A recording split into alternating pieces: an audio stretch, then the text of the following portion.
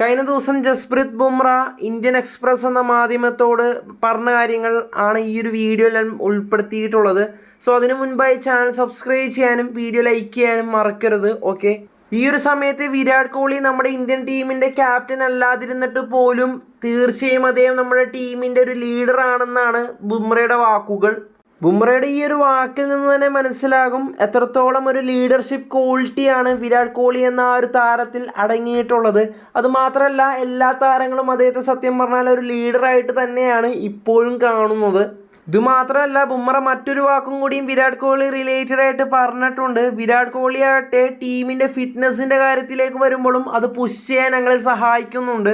മറ്റൊരു കാര്യം എന്തെന്ന് വെച്ചാൽ, ഇനി എനിക്ക് മാത്രം ഇത് തോന്നിയതാണോ എന്നറിയത്തില്ല, പലപ്പോഴും ക്രിസ്ത്യാനോ റൊണാൾഡോയും അതുപോലെ തന്നെ വിരാട് കോഹ്ലിയുടെയും മെൻറ്റാലിറ്റി സെയിം ആണെന്ന് എനിക്ക് തോന്നാറുണ്ട്.